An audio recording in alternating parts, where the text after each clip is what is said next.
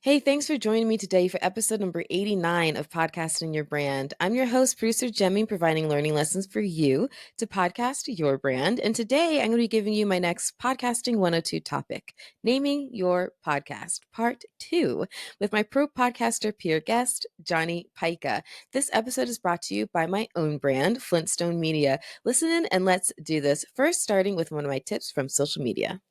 Hey, producer Jemmy here with another quick tip on podcasting your brand. Let's talk today about what goes into a good website for your podcast. You want to think of two things. I know they say that a lot. Two things. Number one, information for your potential listeners to get information on your show. And two, ways for your potential listeners to do what? Listen. So information in your show. Of course, a show name, show art, information about the show, so the description, a quick why they're there. Usually that can be served up through the tagline. So your tagline's great to include there too. Information about you as the host. Why are you the great host for the show? Why should they be listening to you talk about this topic? So information. And then of course, ways to listen. So includes a section that has links for your show on different platforms. Make sure that's in there so they can click really easily to find your show on whatever platform they want to listen to it on. And then of course, number two, ways to listen to your episodes. You don't want to do one of those static automatic players. That's a whole discussion on SEO. We'll get into it later. But instead, for each episode, post up a separate blog post for each one with all that information. Again, separate tip for a later date, but come back every day right here, podcasting your brand, for a new tip. I'm producer Jemmy. So be sure that you're following me on Instagram, TikTok, and YouTube so you get all of my podcasting tips that I post on social media and that you get them first. And if you want as many tips as possible at your very own fingertips to be able to help you improve your show and get it from perhaps a bit of a flop to being fixed and just fabulous, then sign up to work with me in one of my intimate small group sessions at toppodcastworkshop.com. I cannot wait to get to know you, your show, and to help you bring it to that next level. All right. Now, you may be thinking, what the heck happened to part 1 of naming your podcast? Because the last episode was with Nicole Walker, and that was all about sponsorships. So what is this part 2 you speak of, producer Jemmy? Well, part 1 was way back in episode 56. It was during the launch sessions. I talked about the basics of naming your podcast. Well, it is time to go a lot deeper, and I couldn't have found a better person than today's guest, Mr. Johnny Pyka. So, what was your favorite cereal that you ate as a kid? Do you remember sitting there at the breakfast table and staring at the back at that cereal box and working out all the different puzzles and playing the different games and things while you crunched on your spoonful of cereal? Well, if you want to harken back to those wonderful days of fun, you're going to love this amazing guest. So, Johnny Pyka, aka Johnny Beyond, is a wonderful friend of mine, but that's not the only thing that makes him fabulous. He's also an award-winning entertainer and storyteller, a champion magician. Like, he is just an entertainer to the max, paranormal storyteller, just a fantastic person to watch, follow, and get to know as a human. So for over 20 years, he's been in this business doing stuff, and he's been building all kinds of things. And I know he's not a big fan of the term content creator because it kind of, honestly, in his case, it kind of belittles what he does. He is a straight up entertainer.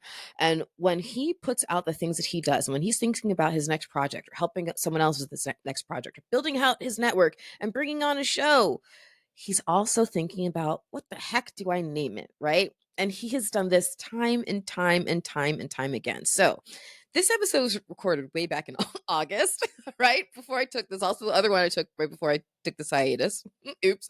And it was recorded back in August, but it's so evergreen and so powerful that you're absolutely going to, you need to hear this today. So I'm bringing it out for you, well, today. So we're going to run through some amazing tips about whether or not you should just go ahead and say what your show is, or should you go more clever? Should you consider, when rebranding your show, are there certain risks that you should consider? Is it worth it? All that is in there. So episode 89 is ready to roll for you as I close out season 4. Get us ready for season 5. I cannot wait. But first, we have to make this pit stop. I have to get you to meet Mr. Johnny Pyka, Mr. Johnny Beyond himself, the prophet of pop culture, Johnny Pyka. Welcome, welcome. I'm so excited because today's guest is somebody who I have been wanting to have on the show since I conceived of this this pro podcast peer guest thing, having people on the show, because not only is he just one of my closest friends and biggest supporters, he was my go-to call when I was having a breakdown, but we don't need to get into all that. But he is the prophet of pop culture and one of the people who is just on a regular basis talking podcasting shop with me on Clubhouse and however else we do it. So, Johnny Pyka, welcome to the show, my friend. How are you? I am doing great. If I were any better, it would be illegal. Oh my goodness, that is great news to hear. So first of all, I just want people to understand who you are, because I asked you right before we started recording, right before I hit the record button, I said, "Are you ready?" And you said, "I was born ready." And there has never been a more true statement. You are such a performer. And to be able to talk about naming a podcast, I'm so glad to talk about that with you, because you perform and brand things across the spectrum of entertainment. So you're such a great, and now you have a whole network where you're helping other people build their shows. So thank you so much for joining me today. But tell people about your background and what you do, like on stage and in tours and all those things, and just how awesome you are. Just tell the people. Well, first, for the purpose of this show, I've been podcasting since 2005. 2005. Back in the early stitched days. it together, right? You were the one Yes. using Band-Aids and bubble gum to make it happen. Well, we could talk about that process back in those days, but the first live show I ever did, like with co-hosts, we used Skype and a third-party recording app that sometimes worked with Skype. Yes. It was, for us, it was Total Recorder or Audio Hijack, and plus Skype. Yeah. Ours was Pamela. It was called Pamela. And Pamela was sometimes ornery, wasn't she? Yeah. And so I've been podcasting since 2005. Yeah.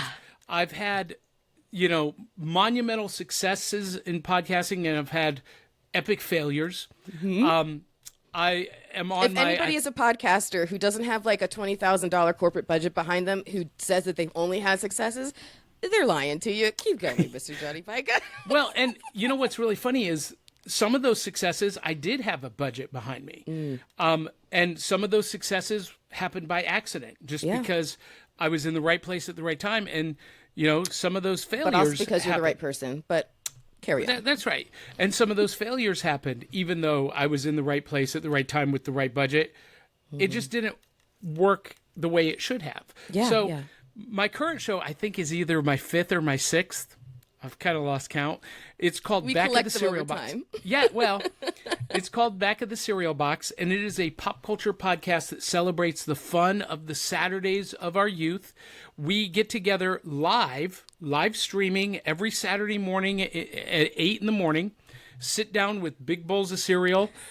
We talk about cartoons and comic books and kaiju. And every Saturday morning, because it's video, it's interactive with the audience, we reach into the cereal box and pull out the prize. This for those of you listening, I just pulled out a set of the Oogie Boogie dice from Nightmare Before Christmas. And so, we show off loot and games and toys, and we talk about cartoons, and it's really recapturing the nostalgia of my Gen X generation. And we named it Back of the Cereal Box, speaking of our topic, because when I was a kid, we didn't have smartphones or tablets at the breakfast table on Saturday morning or any morning. There was no screen. No. Well, our screen was the back of the cereal box. That's we true. were reading the game. We're playing the games, reading the riddles, sometimes cutting out records that were printed on the back. Yes, you could make things out of the back of the cereal box. They had the cutout lines and the fold lines. Yes. Sometimes they printed comics on the back. Sometimes they put them in the box. There was all kinds of stuff, and that was really, for my generation, the back of the cereal box was a portal into the pop culture that I love today. Yeah. And so I wanted to recapture that fun and that nostalgia in a way that instantly translated to our potential audience. Yeah. And when people of my generation hear that title, Back of the Cereal Box, they know exactly what our show is all about. You go right there. I mean, Yeah. I was the first time I heard the name of your show. I became 7 years old again. I immediately became 7.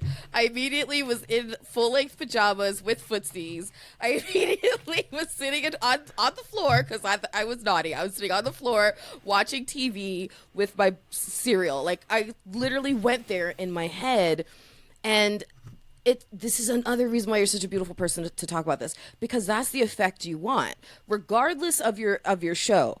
You want, when somebody sees it, when somebody's scrolling through the options or what have you, or if they see something you've posted on social media, you want them to immediately know that the show is for them. And when I saw that, I knew, or when I heard it, I immediately knew, oh my gosh, this is the show. By the way, I also think that was, I can name the moment you realized that we were meant to be friends. It was when I said, oh my God, I love kaiju. I think I blew your mind a little bit that I even knew what it was. Kaiju it was. But yes, we were meant to be. So when you said that, when you said the name of your show, it was so perfect.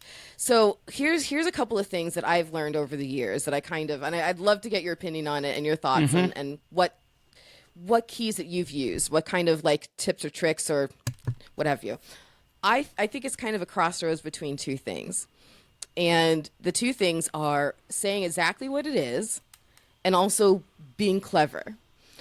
And we have to have that because we're in a part. Actually, let me ask you, what was the name of your very first podcast? So the very first podcast I did was called Theatrical Magic. See, exactly what it is. And it was a podcast to support a book that I wrote. The book was also called Theatrical Magic. See how that works? I love it. See that you were exactly what it was back in 2005. You named it exactly what it needed to be. We're now quite a few years later, and thankfully the industry has grown and it's been flourishing and all these, and that's wonderful. That means there's more people in the space. So you can't just say the entrepreneurship success show. That said, might say exactly what it is, but it's still not giving enough.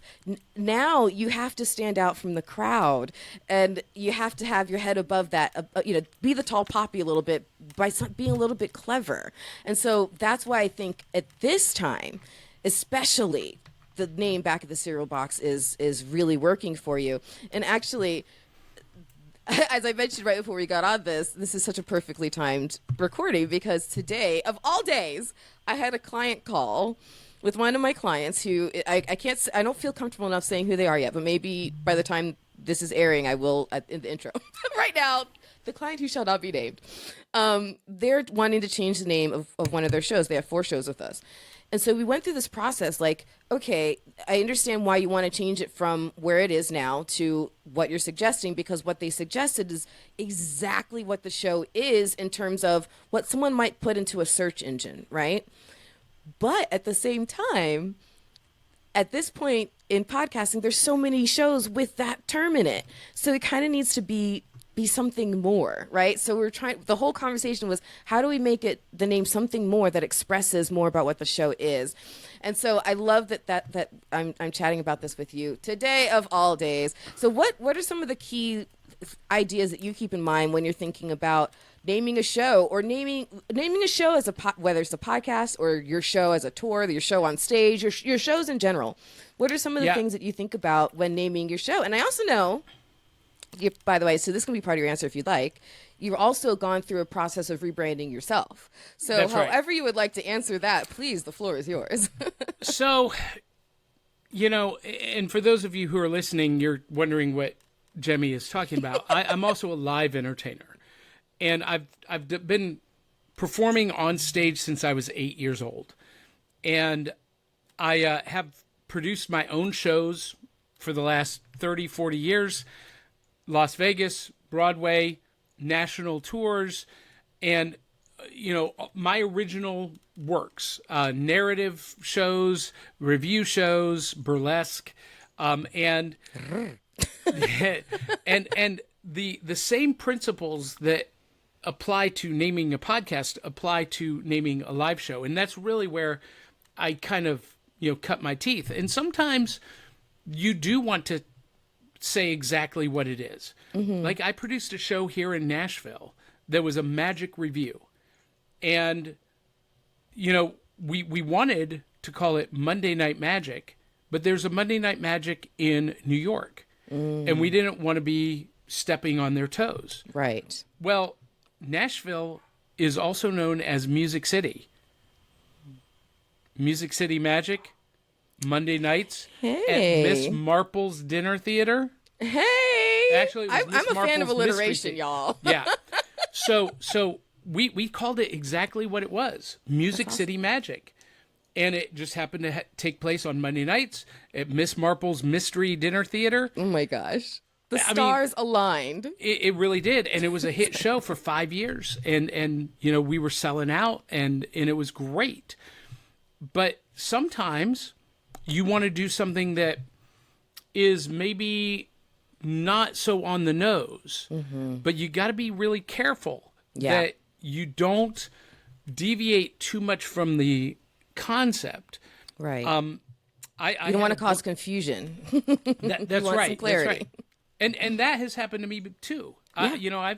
I've been in a place where, I created a podcast or I created a live show, and I thought I was being clever because I knew what I was trying to communicate. Right. We forget. But it didn't necessarily translate. The message isn't written on our forehead. That's right. And actually, you reminded me of my first show. So my first show, I was way overly clever with the name of it. So essentially, long story short, what the show was about was figuring how to do what you love for a living. And I was literally in a cubicle, stuck in a cubicle, right? And so I'm like, I want to break free from my cubicle and become independent. So I called it Curve the Cube. Like, soften the... I don't even know, but anytime I brought up the show, and I said what the name was, then there became like, oh, how's that the name? I ended up having to explain it every single time.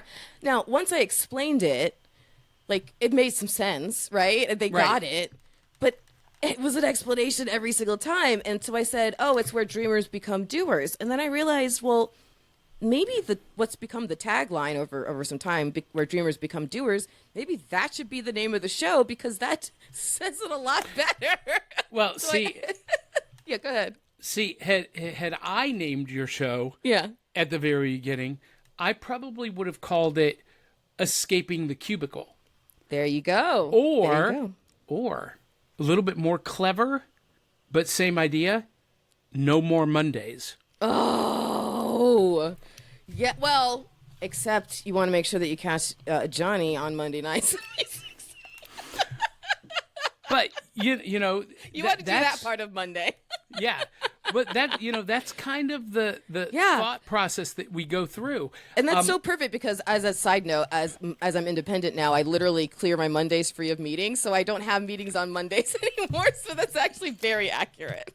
That's really great. And I was a fan of yours when you were doing Business in the Bedroom. But you know what? It took me a while to tune in, because I didn't know what I was getting into. It was too clever. It was too clever. Yeah, it sounded a little bit risque. Just a little bit. And I can only imagine, risque, and I overstepped. Yeah, I can only imagine the messages in your DMs. But you know what? Oh my God. Jemmy, this is a great idea for you for TikTok or Instagram. Okay. Jemmy reads her DMs, and read some of those DMs from when you were doing the show called Business in the Bedroom. OMG. Oh my God. I probably should, because there were a few that were really interesting. I know. But so you rebranded as Podcasting Your Brand. Yeah. And all of a sudden, there's a light bulb, because it is everything came together. Mm-hmm. It is exactly what the show is and what it's about. Yeah. But it's clever enough that it makes someone go, maybe I need to check this out. Yeah, and actually, I'm so glad you brought that up, because that wasn't even for, I don't know why, considering funny. This is the show we're doing. It wasn't even in my head when I was preparing for this episode today, but it's so true. So when I started the show, I called it Business in the Bedroom because my thought at the time was that if you are a side hustler, you're doing it in your bedroom like me. You know, you're on your bed late at night or on the weekends, whatever.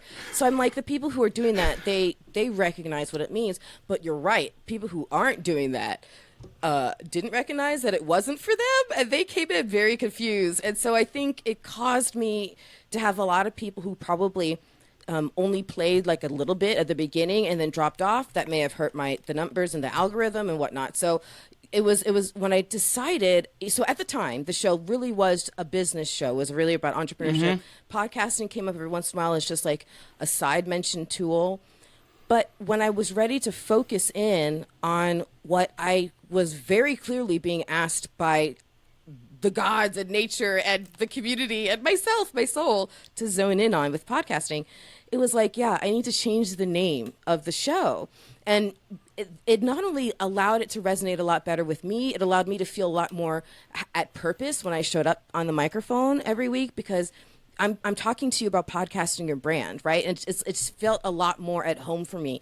And so I think this is a good time for us to talk about when it's appropriate to transition the name of your show. And so, you know, I mentioned having that discussion with my clients today. We just talked about Business in the Bedroom becoming podcasting your brand.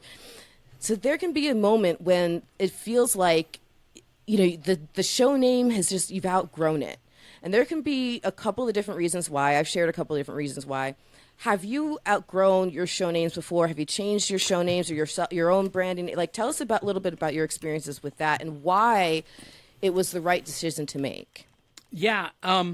So most recently, I have another podcast that is a narrative storytelling podcast called The Ghosts of Nashville. Originally, it was called Tales from the Flip Side, because that's a phrase I use a lot. Hey, we'll catch you on the flip side. Yeah. I had a book called Tales from the Flip Side, and so it seemed like there was some equity in it, but it wasn't working.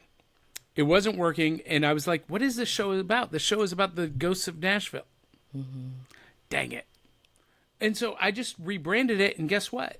It's now ranked in the top 50. Taken off. On Apple Podcasts for True Crime. And there's only 4 episodes. Yeah. There's only 4 episodes. I need to do more.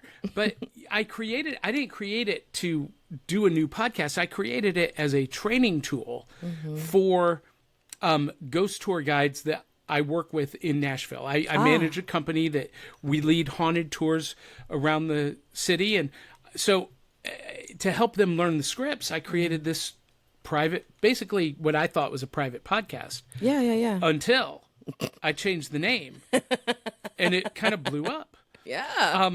You touched on this thing called discoverability. Yeah, well, that was an instance where the original title that I had just didn't vibe with what we wanted to communicate and put out in the world. And sometimes it is as simple as just saying what it is. I had another podcast that I did for 10 years called the Diesel Punk Podcast. That's exactly what it is. Yeah. It is a podcast about the literary genre of diesel punk. Diesel punk is the mashup of the 1930s, 40s, and 50s aesthetics with contemporary science fiction. Kind of. Yeah. It's steampunk, but 40 years later with chrome and combustion engines. Right. But originally, I wanted it to be clever, and I called it the Diesel Powered Podcast. And we did well. Attracted a lot of motorheads. And That's exactly what was happening. We were getting huge numbers. But I couldn't figure out why we weren't getting any. On my calls to action, I was like, hey, send us an email. Let us know what you think. Yeah. If you have a topic that you want us to talk about. And the one email or the one comment we got was, what the F is this show? There's nothing about gears, pistons. There's nothing about diesel cars or trucks. And I was like, light bulb moment, right? All right. So we just, and I agonized for for months over what to call it. Yeah. But in my conversations with people over and over, I was like, it's a diesel punk podcast. Mm-hmm. Oh yeah.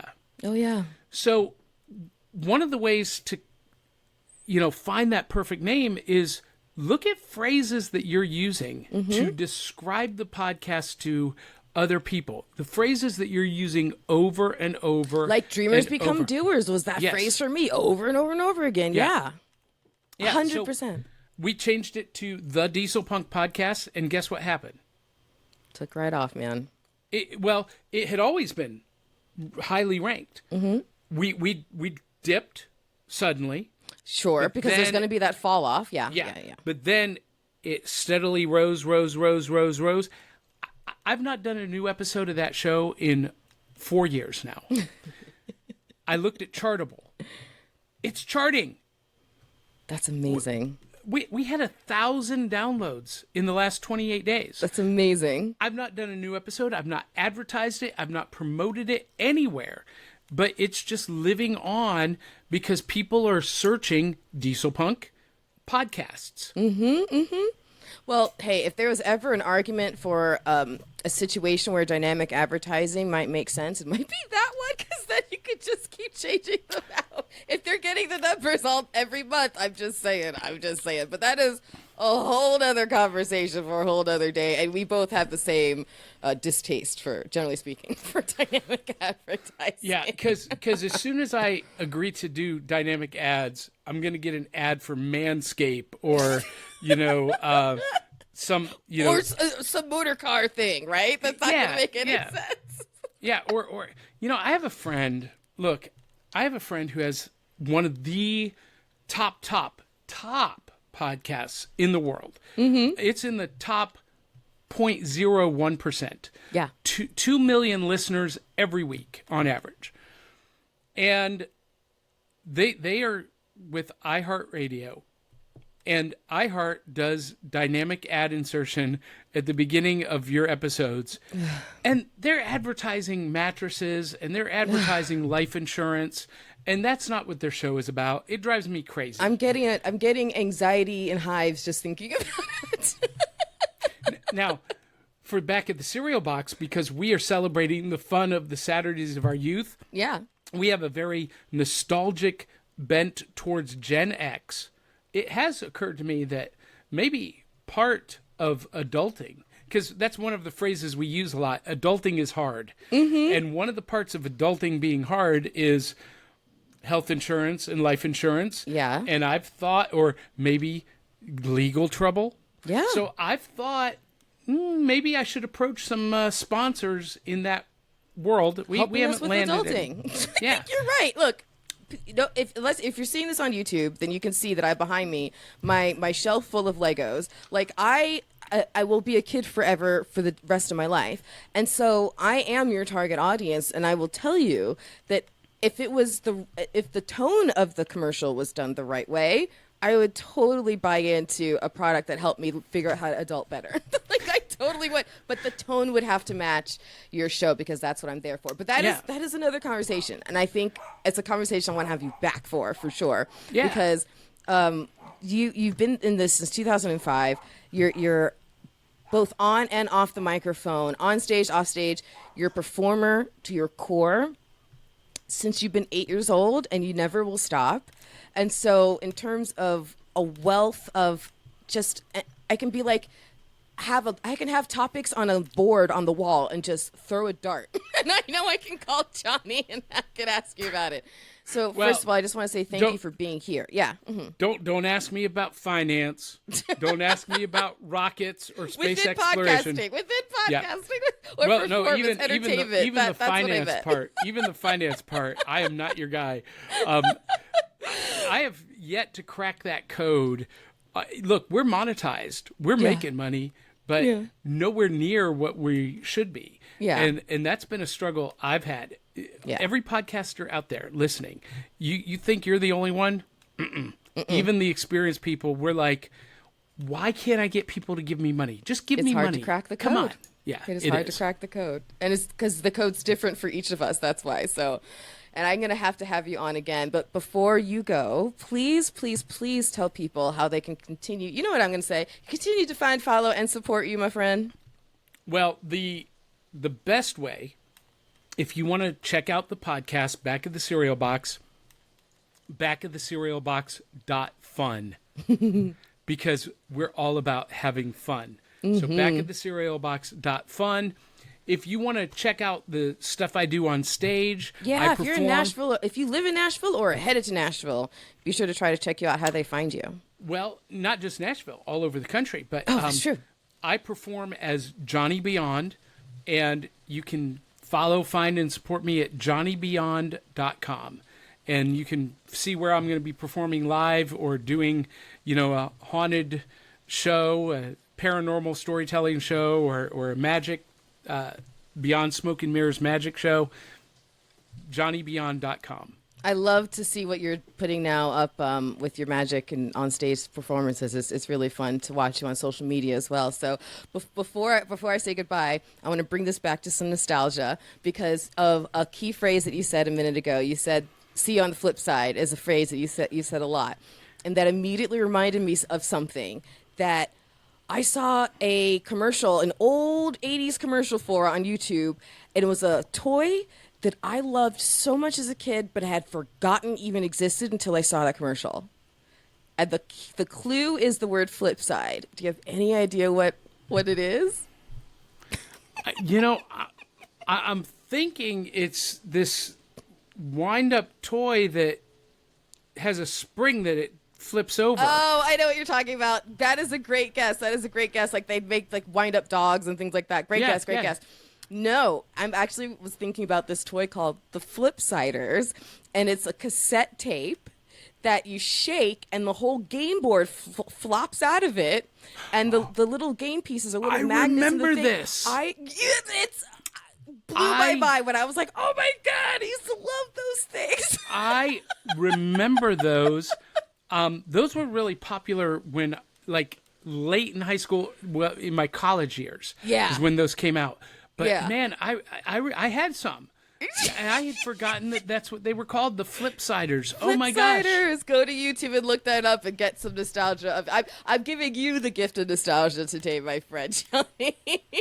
Thank you so much for being here. I always appreciate any time we get to listen, whether it's in Clubhouse or having you on the show or you being my friend that I know I can call when I'm having a really crappy day. Thank you for being in my life, Johnny, and I appreciate you so much. Well, thank you for being in my life, and I appreciate you. And for everyone listening, or if you're not listening, you should be. But podcasting your brand is absolutely the best podcast about podcasting that has ever been.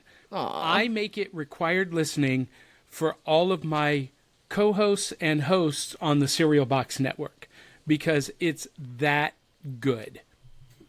Thank you, Johnny. I appreciate that. That's why I do this show. So thank you. So if you happen to be lucky enough to be in his neck of the woods in Tennessee, please do yourself a favor and get tickets to his show, Beyond Smoke and Mirrors. Johnny is a consummate entertainer, and I know when next time I'm in Tennessee, I'm absolutely going to be sitting in his audience or going on one of his paranormal tours. I cannot wait to get more Johnny. So if you want more of this 3-time champion of magic, 2-time entertainer of the year, 2-time variety artist of the year, then be sure that you are following Johnny and going to check out his show, backofthecerealbox.fun. Remember?